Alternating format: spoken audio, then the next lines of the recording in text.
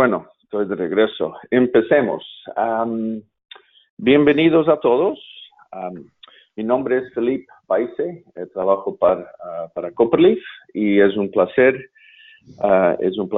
mío de tenerlos a ustedes aquí en este webinario para hablar sobre un tema clave en lo que se refiere a la gestión de activos. El tema es la planeación y gestión de inversiones en activos bajo la norma ISO 55000 y cómo empezar en esta jornada. Es un placer poder presentar a ustedes dos expertos reconocidos en esta área que compartirán sus opiniones y experiencias con todos nosotros. Para empezar, quiero introducir al señor Norberto Levin, CEO de Levin Global.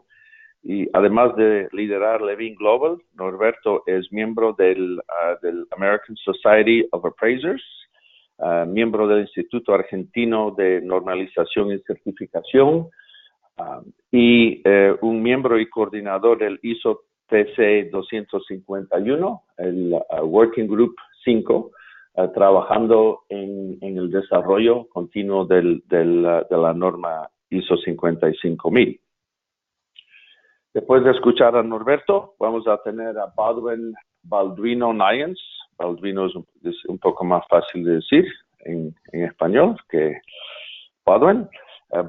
Balduino es el CMO de Copperleaf y además de su función en Copperleaf, es presidente del el capítulo IAM de Canadá y es coordinador al igual que Norberto, en el ISO TC 251 Working Group y también es coordinador de SIGRE T134 que trata con la norma 55000 en empresas de servicios públicos. Durante la presentación, ustedes tienen la posibilidad de enviar preguntas en línea. Van a ver, creo que está en inglés, pero dice questions, o sea, por favor, si tienen algunas preguntas, nos la envían y una vez terminadas las presentaciones, responderemos a sus preguntas aquí en sitio. Les agradezco su atención y paso ahora la presentación a Norberto. Norberto. Philip, muchísimas gracias y bueno, también les doy la cálida bienvenida, amigos latinoamericanos, bienvenidos amigos de Brasil. Tengo unos 20 minutos asignados y por sobre todo quiero agradecer a Copperleaf para haberme invitado a compartir con ustedes esta presentación. En mis 20 minutos voy a empezar con un breve repaso de conceptos básicos que hacen a normas, procedimientos y el concepto de valor. Luego analizaremos cómo maximizar el valor derivado de los activos y finalmente discutir sobre la importancia del deshilo, o sea, la eliminación de los silos departamentales y su impacto en cómo maximizar el valor derivado de los activos. Las normas nos dicen qué cosas lograr, están diseñadas para agregar valor y guían la creación de procedimientos. Los procedimientos nos dicen cómo hacer para lograr esas cosas. Encontramos procedimientos formales en uso, o sea, documentados, formales en desuso e informales, y distinguimos los que efectivamente agregan valor de los que no agregan valor y son solo burocracia. En este sentido, creo que las organizaciones se defienden a sí mismas mandando los procedimientos que no agregan valor al desuso, a ignorarlos.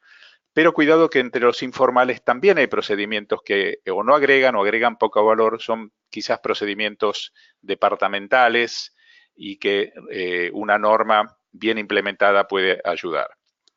Veamos cosas básicas de la norma ISO 55000. La función de la norma es justamente guiar los procedimientos para el activo principal de muchas industrias como utilities, oil and gas o manufacturas. El foco de la norma está en el presente y en el futuro, y es un futuro largo, es un futuro que se mide en décadas porque la norma orienta a que las decisiones y la gestión tengan siempre en cuenta el ciclo de vida de los activos, ¿sí? Y su distinción, una distinción muy importante que hace es la diferencia entre gestionar activos, o sea, lo que hacemos en el día a día, versus la gestión de activos, que son las decisiones que tomamos considerando el futuro. En este sentido, dentro de TC251, uno de los grupos de trabajo generó el documento, hay una imagen acá a la derecha, que justamente trata sobre este aspecto y que luego Copperleaf les va a enviar un link para que lo puedan apreciar. Realmente es muy, muy interesante. ¿Cuál es la relación entre la norma y los procedimientos en el caso de la gestión de activos? El objetivo de la norma es maximizar el valor derivado de los activos, y los procedimientos de la gestión de activos bajo la norma son el mismo. El objetivo es el mismo, maximizar el valor derivado de los activos para cada organización. Es decir, es la implementación, que en cada organización el cómo va a depender de la cultura, los mercados, los productos, los servicios, de un montón de cosas, de dónde está parada hoy cada organización. Pero lo clave acá es maximizar el valor, es decir, no implementar la norma en su totalidad o parcialidad, no implementarla para cumplir con un requerimiento, por ejemplo, de un ente regulador, sino verdaderamente implementarla para, con una visión de negocio, ¿sí? Obtener beneficios bien concretos. Pero si hablamos tanto de valor, una buena idea es, bueno, afinar conceptos de qué se trata, qué quiere decir maximizar el valor derivado y, por lo tanto, qué quiere decir valor. ¿Qué es valor? Y bueno, esto ha sido objeto de un debate bastante activo en TC251 y han surgido dos claras interpretaciones de qué significa valor, provenientes de dos comunidades que integran o integramos TC251. Una es la comunidad tradicional de gestión de activos, esencialmente profesionales provenientes de áreas técnicas, particularmente mantenimiento de planta, ingeniería, operaciones. Y una segunda comunidad también integrada en la gestión de activos, pero es la comunidad financiera. Y se integra a partir del requerimiento introducido por la ISO 55000 de alineación de la información financiera y no financiera de los activos. ¿Qué significa valor para cada una de estas dos comunidades? Bueno, la primera, la comunidad tradicional, tiene una explicación, una visión de valor, y es justamente la que está incluida en la norma en su versión actual. El valor puede ser financiero o no financiero, puede ser medible en dinero u otras unidades, está ligado a la satisfacción de los objetivos organizacionales siempre. Esto es clave, lo que sigue ahora. Cada organización puede definir el significado de valor para la organización. Y finalmente, los activos deben generar valor para las partes interesadas, que incluyen a la organización, sus clientes, proveedores, comunidad afectada por los servicios, es decir, todos los quienes son de alguna manera u otra afectada por la organización. Conclusiones: cada organización define valor, define cómo medirlo cuantitativa o cualitativamente, y en base a esas definiciones va a analizar el valor derivado de los activos. ¿Qué es valor para la comunidad financiera?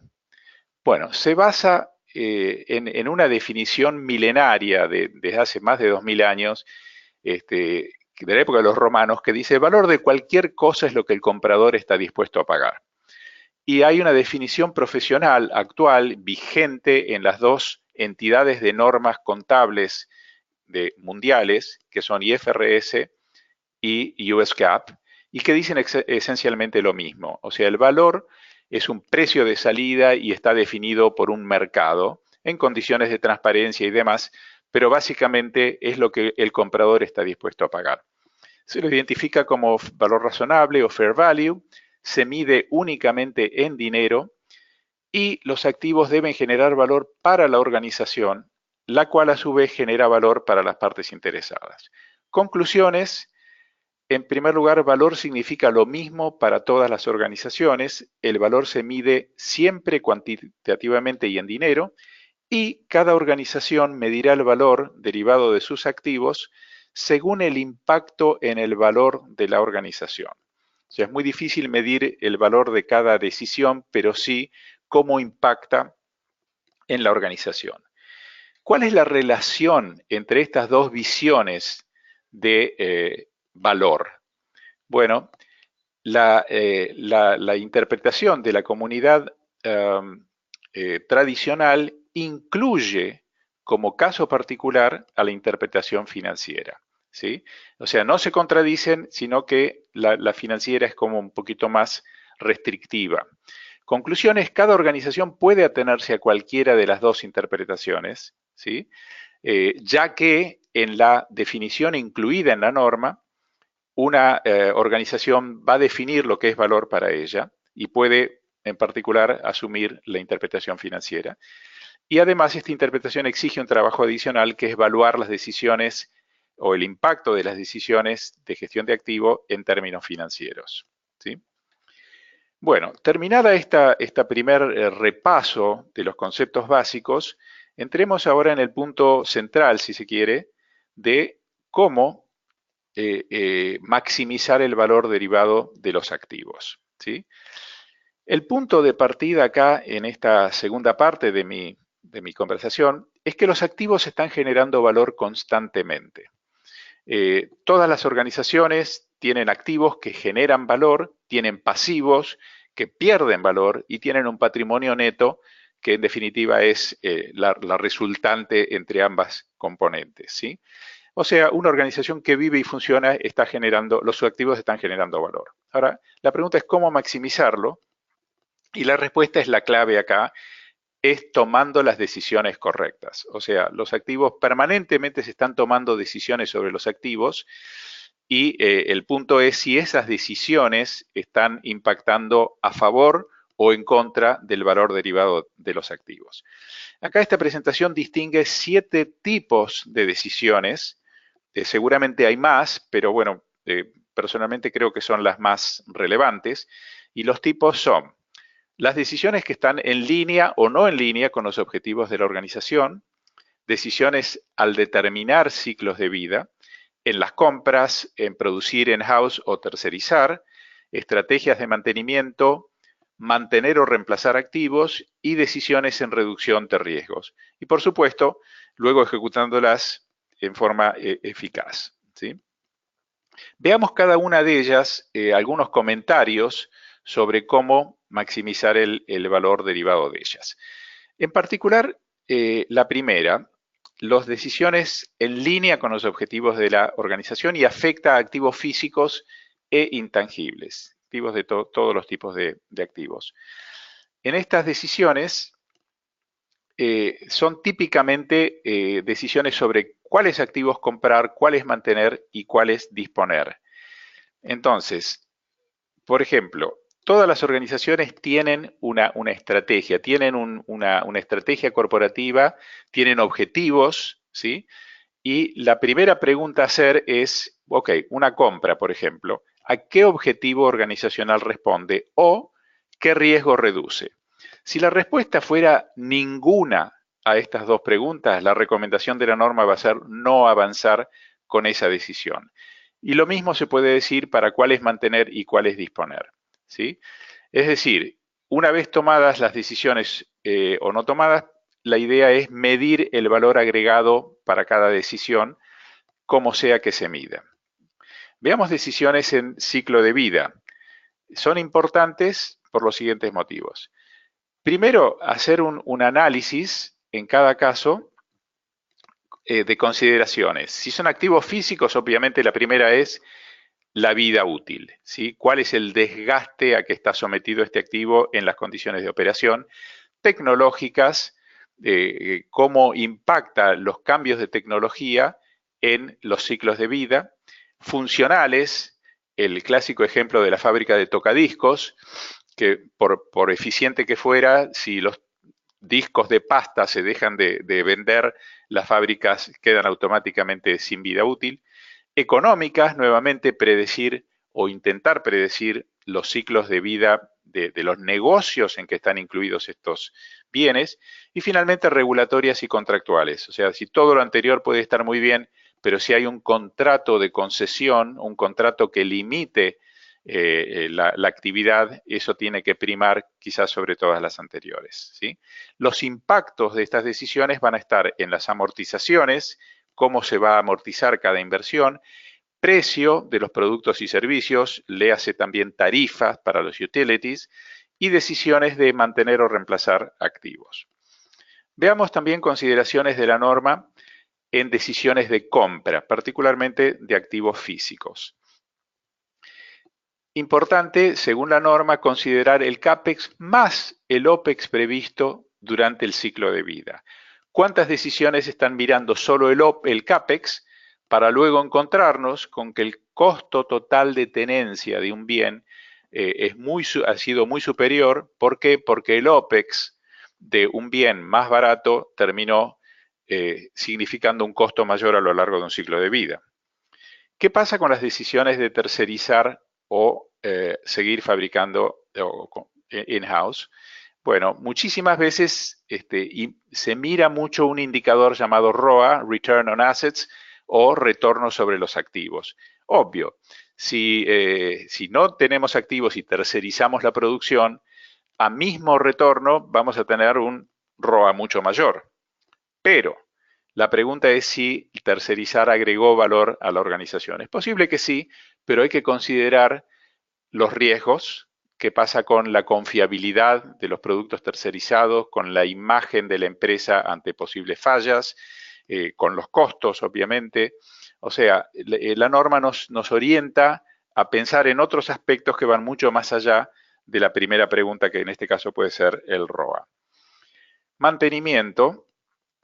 También todos seguramente estamos familiarizados con las distintas estrategias de mantenimiento proactivo o reactivo, pero la pregunta es analizar el OPEX a lo largo del ciclo de vida y ahí tomar las decisiones correctas sobre qué estrategia de mantenimiento le conviene a la organización.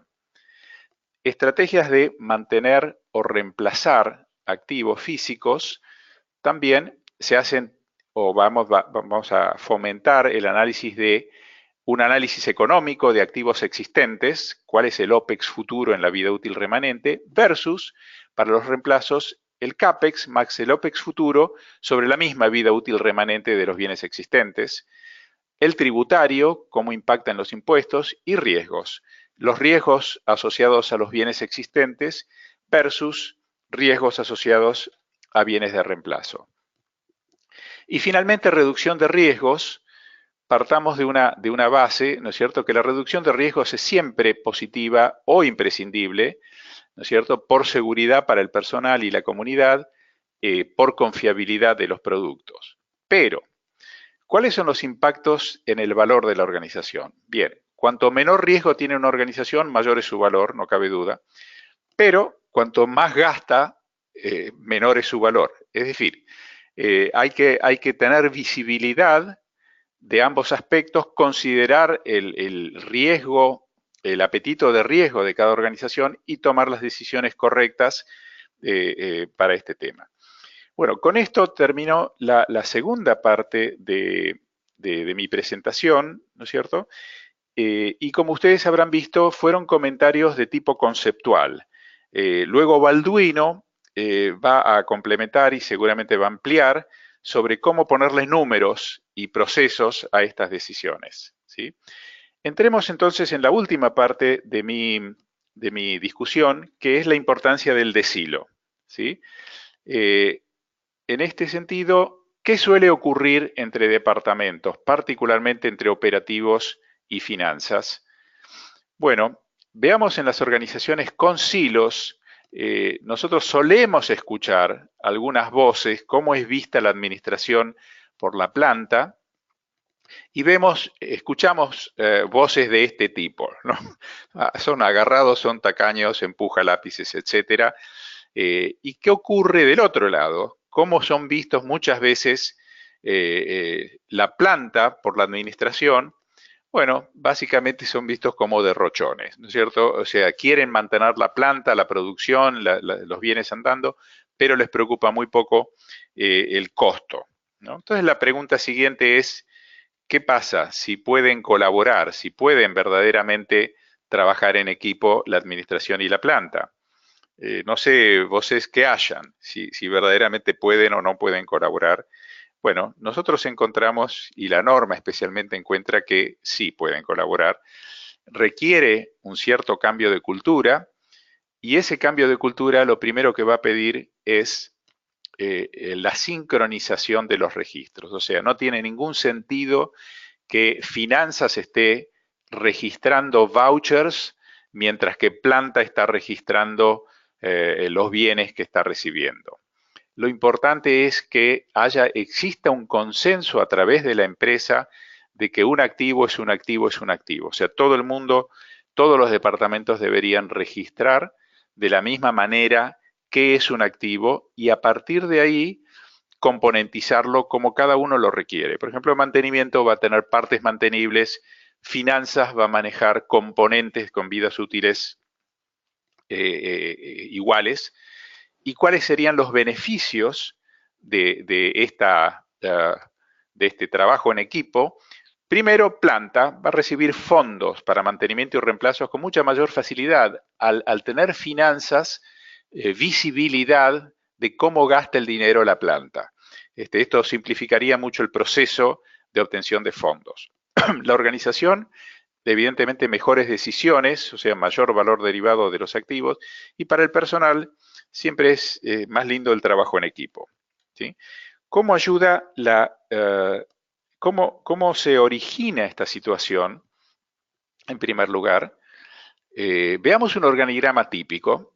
Acá vemos normalmente un directorio, un CEO, una serie de chief officers, ¿no es cierto? Oficiales jefe de finanzas, de operaciones, de tecnología. Y de ahí para abajo vemos equipos que verdaderamente tienen una interacción hacia arriba. Cada equipo contrata a sus consultores, pero hay poca interacción entre los equipos. Cada equipo tiene objetivos, tiene bonos, pero en definitiva son equipos paralelos que trabajan hacia una misma organización. ¿Cómo puede ayudar la ISO 55000? Generando una figura que acá la hemos graficado simplemente como una posición que tiene varias funciones. Una función es alinear los criterios que están usando en contabilidad de mantenimiento de planta, ingeniería, operaciones, y que reportan a un CEO, es decir, reportan a un nivel superior a lo que sería finanzas u operaciones. Esto es importante ya que ni finanzas reporta operaciones ni viceversa.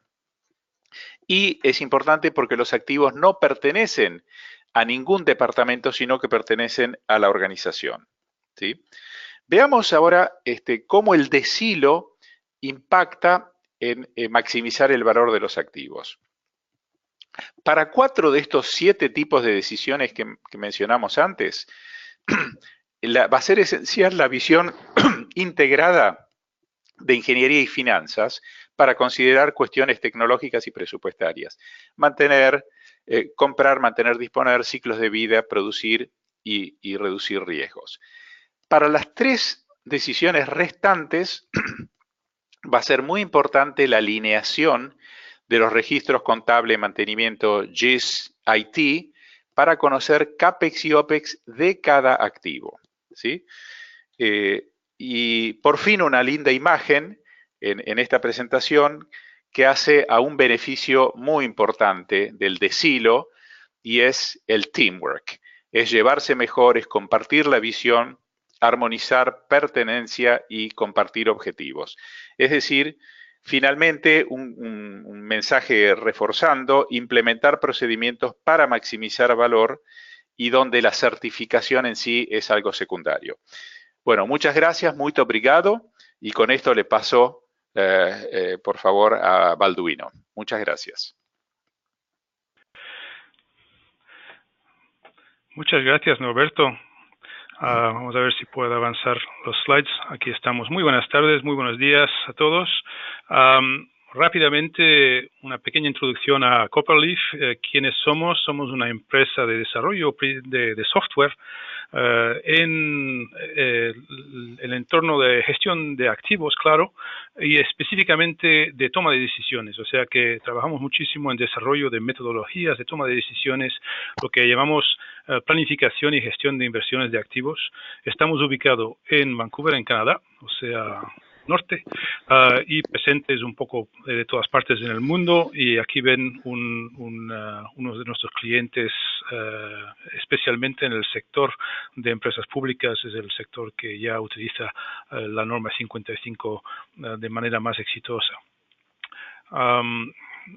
Como dijo Norberto, tomar las decisiones correctas es un elemento importantísimo, especialmente, claro, las decisiones de alto valor, que pueden tener una influencia muy importante en los resultados de la empresa. Para eso, el reto de hoy es efectivamente de escoger inversiones o proyectos que satisfacen los objetivos de la empresa.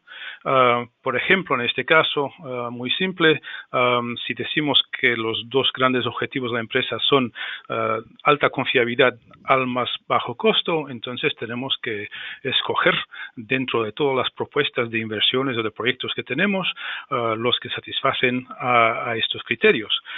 Generalmente, claro, es un poco más difícil. Tenemos múltiples objetivos y muchas restricciones dentro de la empresa. O sea que necesitamos no solo trabajar con la más alta confiabilidad, pero también tenemos objetivos financieros, de crecimiento, medioambientales, y al mismo tiempo tenemos varias restricciones a nivel financiero, claro, también restricciones a nivel de seguridad o riesgos de manera general, recursos humanos, producción mínima, etcétera.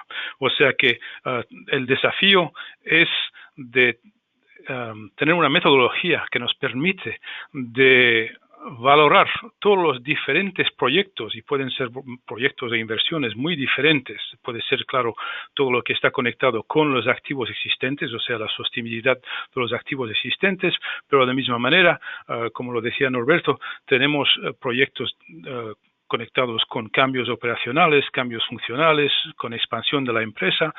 Todas estas inversiones pueden ser muy diferentes, generar valor muy diferente, pero al final necesitamos una metodología para valorar todos los proyectos potenciales de manera común, para que al final podamos tomar decisiones óptimas para la empresa. Las restricciones, claro, complican las cosas, puesto que podemos tener bastante dinero para hacer todos los proyectos que estamos considerando o que están propuestos, pero si no tenemos todos los recursos humanos necesarios, al final nuestro plan no funcionará. O sea que efectivamente la necesidad de optimizar el portafolio de todos los proyectos que estamos considerando es muy importante. Para eso, como lo decía Norberto, una técnica muy clásica, claro, es el ciclo de vida. Tenemos que considerar el ciclo de vida y, como lo dijo Norberto muy bien, de una parte tenemos el OPEX de nuestro activo, y a medida que el tiempo avanza, típicamente el OPEX va aumentando, y a un momento vamos a decidir que esto es demasiado, vamos a invertir, o sea, vamos a gastar un poco de CAPEX para cambiar el perfil de OPEX del activo, y el beneficio del proyecto de gastar el dinero CAPEX, claro, es la diferencia de las dos curvas OPEX. O sea, esto es muy simple como primer metodología para determinar el valor de un proyecto. La idea general, claro, es que para un mismo problema generalmente podemos encontrar diferentes soluciones, o sea que no es únicamente una única solución. Podemos considerar diferentes o valorar diferentes opciones para cada problema.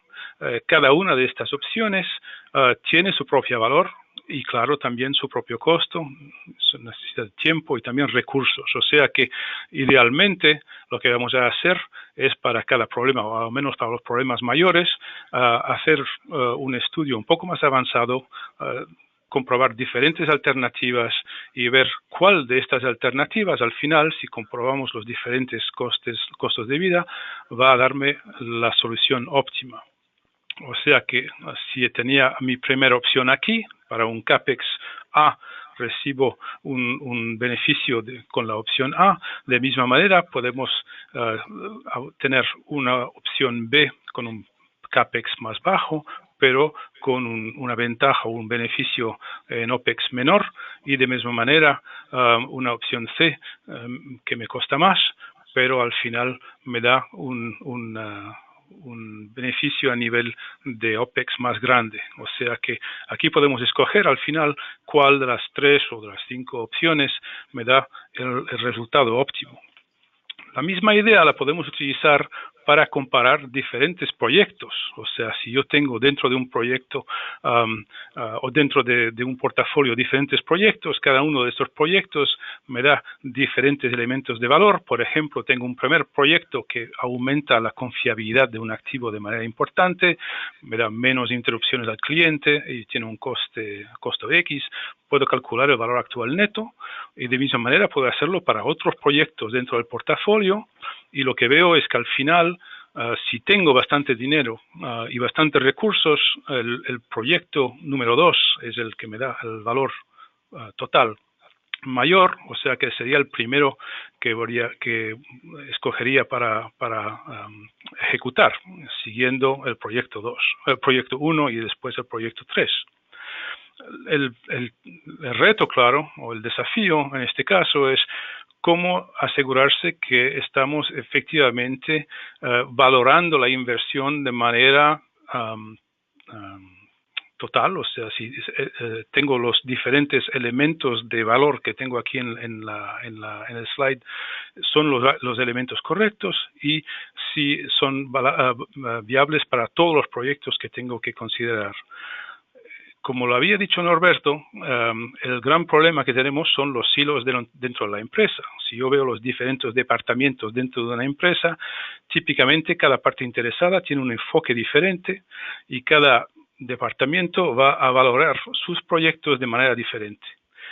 Puesto que estos son los silos. Los silos muy típicos, tenemos los operativos, los financieros, el departamento de planificación, mantenimiento, el departamento reglamentario. Cada uno tiene su propia visión de lo que es importante dentro de la empresa.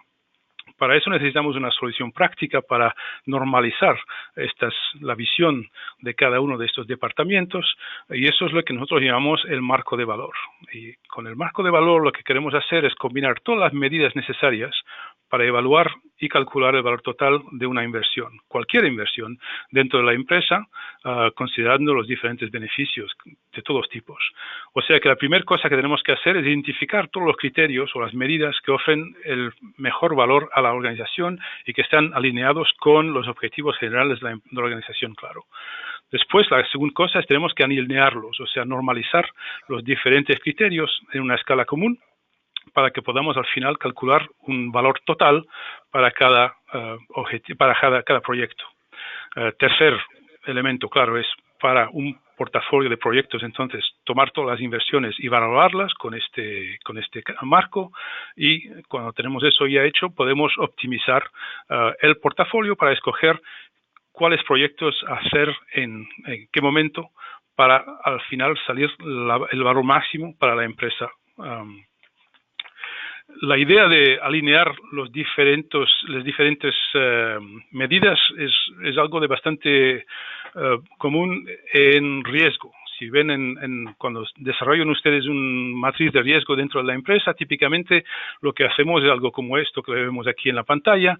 Vamos a definir de manera bien específica cuáles son las definiciones de los diferentes tipos de evento y de los diferentes niveles de consecuencia o de gravedad de cada uno de estos tipos de evento. Por ejemplo, si yo digo que un evento de seguridad es pequeñito, lo que quiero decir es que tiene una lesión que requiere atención médica, pero no más.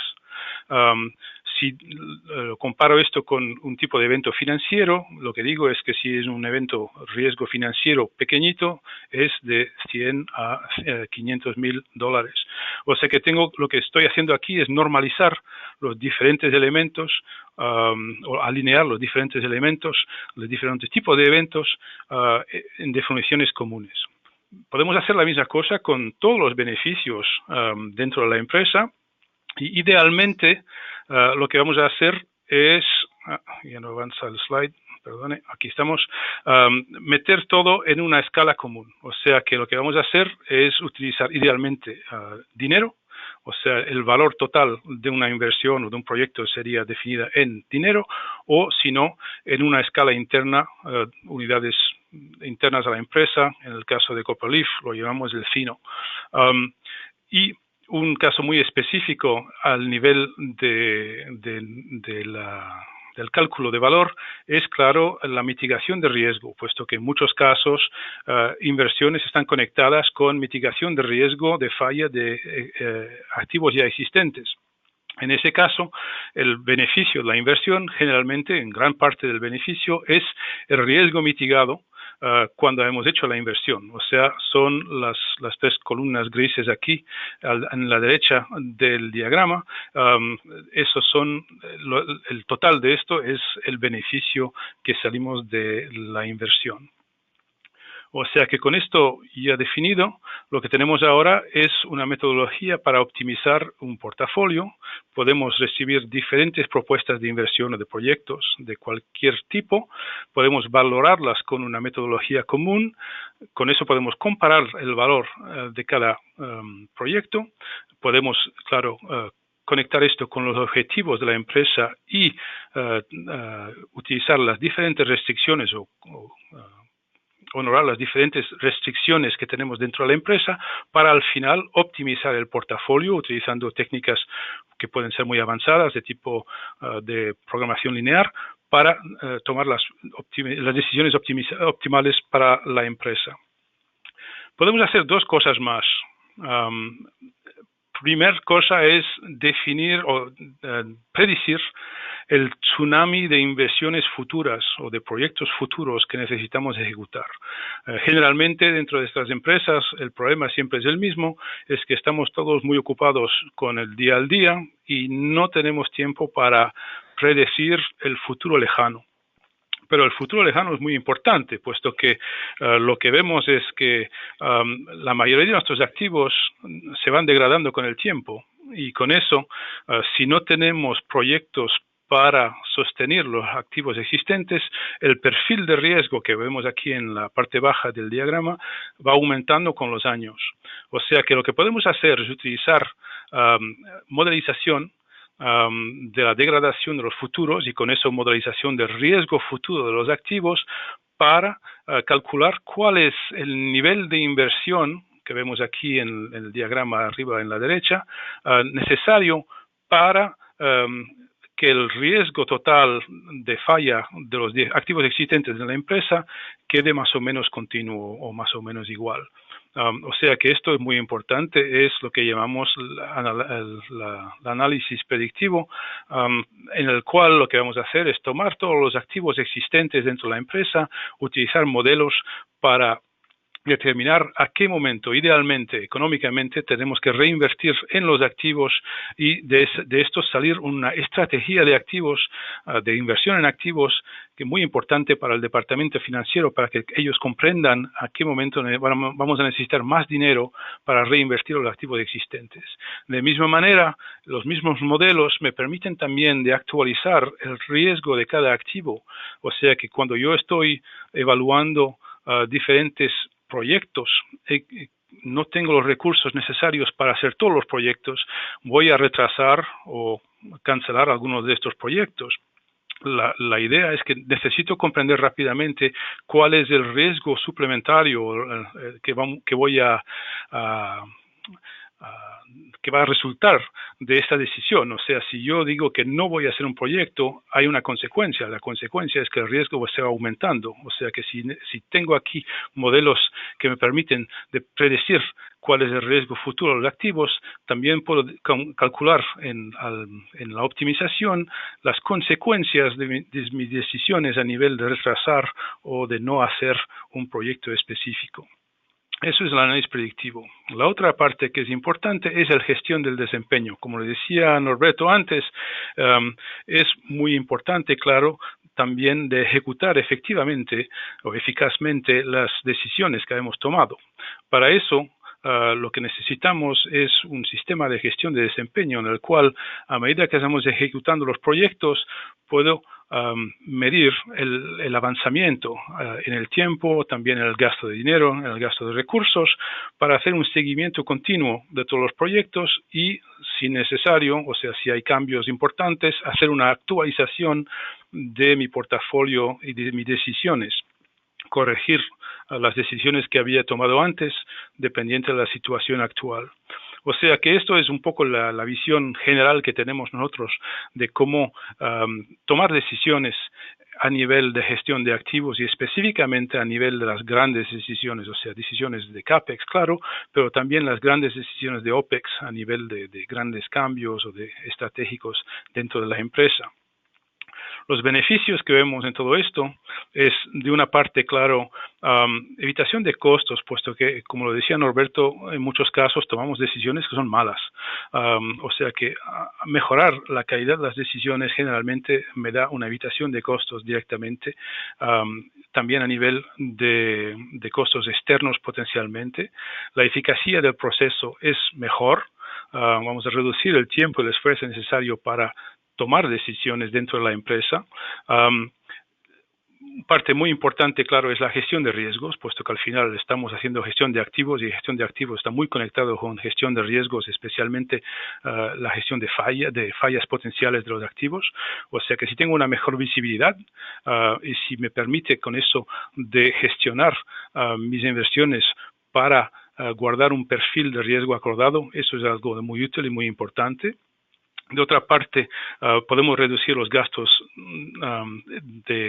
en inversiones que no aportan valor a la empresa y al mismo tiempo podemos también alinear nuestros objetivos de empresa con el triple bottom line o los objetivos más largos a nivel de no solo financieros, pero objetivos de nueva línea de fondo para la empresa.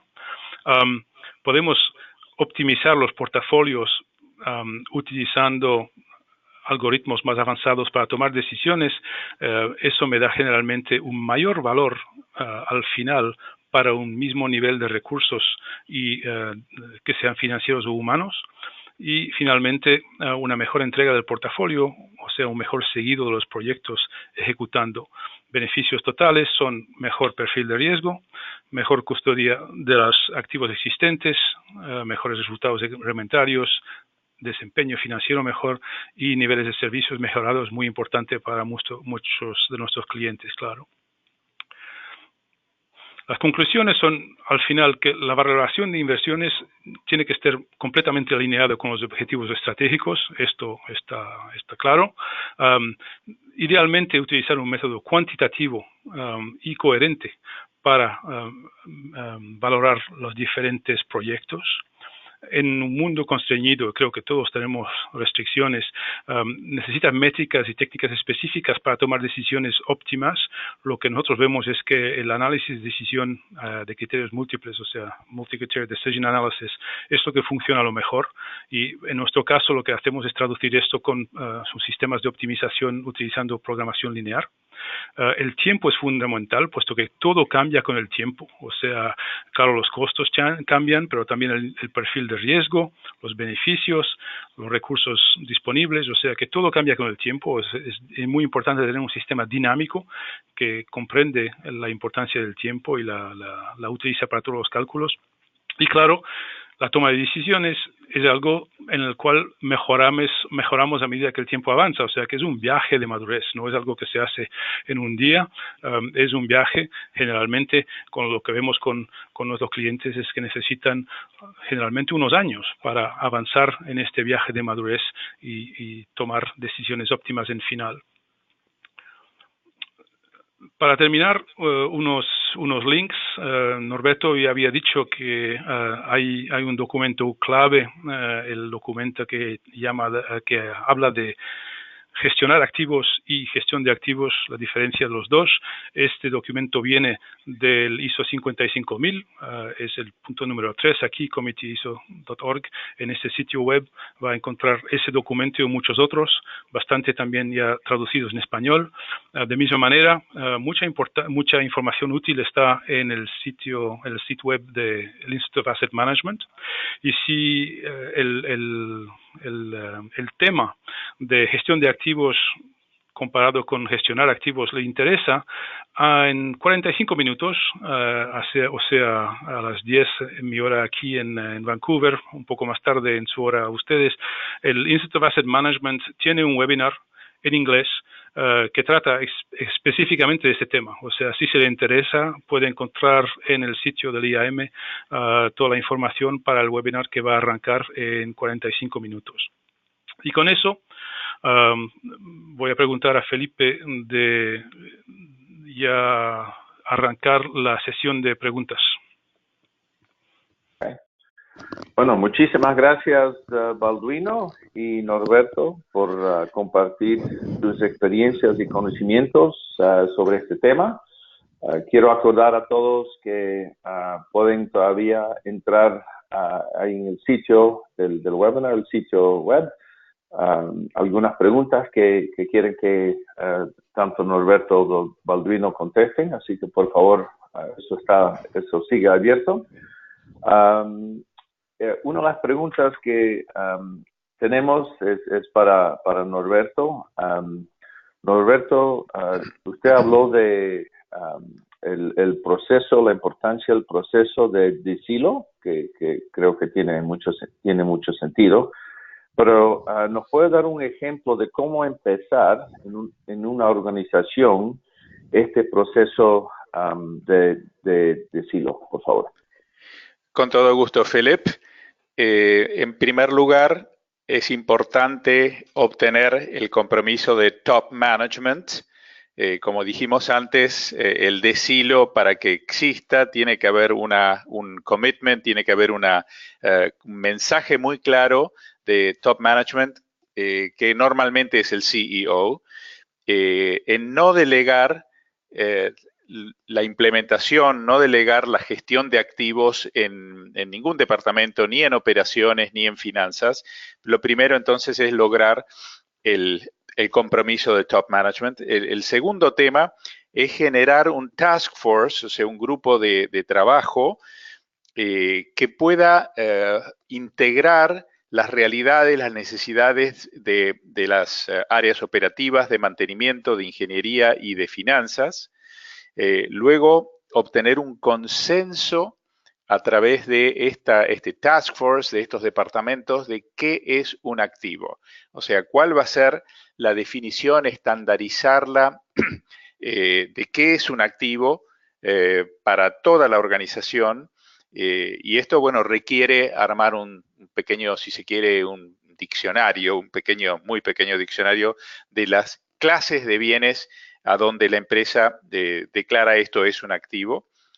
Luego, asegurar la componentización departamental, o sea, a partir de un activo, bueno, mantenimiento va a decir, ok, las partes, los componentes de este activo son las partes mantenibles, distintas estrategias de mantenimiento, pero para el mismo activo, finanzas va a manejar otros componentes que van a ser los que tengan vidas útiles iguales, según requiere IFRS. Pero bueno, lo importante es, como dijimos antes, implementar que un activo es un activo es un activo. Otro punto que sigue es implementar este consenso en el ERP. O sea, ahí estamos mirando hacia el futuro. De hoy en adelante, todas las altas de nuevos activos van a tener que conformar con este consenso alcanzado. Y esto tiene que ser obligatorio. Nadie puede dar de alta un nuevo registro que no conforme con el consenso llegado, alcanzado.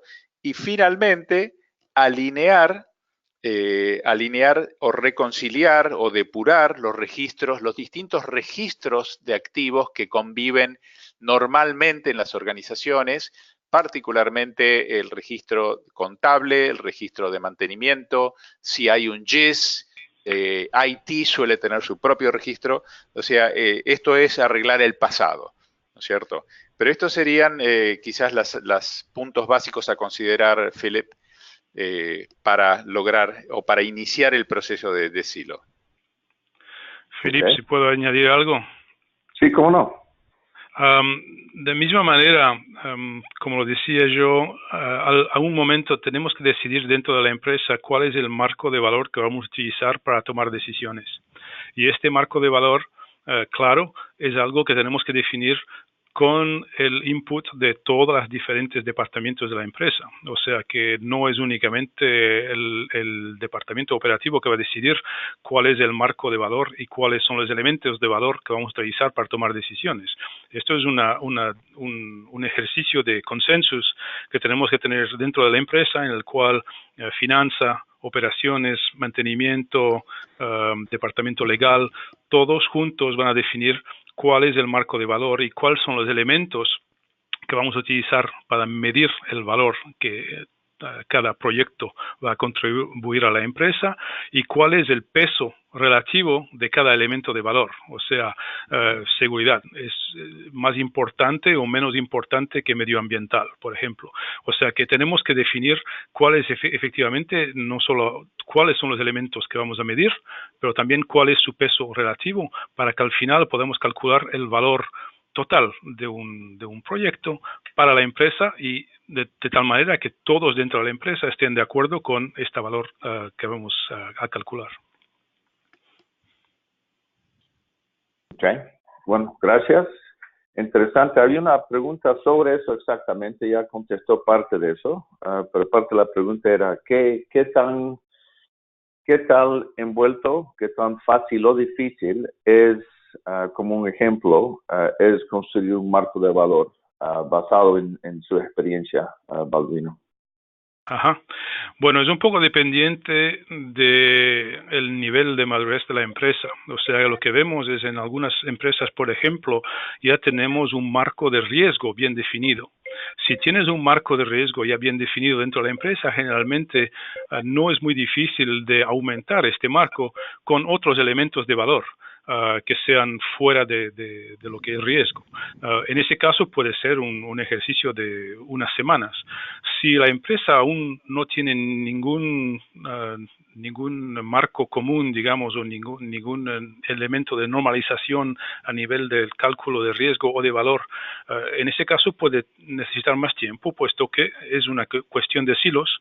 Como decía Norberto, al final tenemos que romper los silos y desarrollar una posición común a todos los departamentos de la empresa. O sea que en ese caso puede ser que necesitamos, 2-3 meses para dentro de la empresa desarrollar este consensus, esta posición de consensus en la cual todos los departamentos están de acuerdo que esto es el marco de valor y estos son los elementos que vamos a utilizar para valorar cada proyecto o cada inversión que estamos considerando. Ok, muy bien, muchas gracias.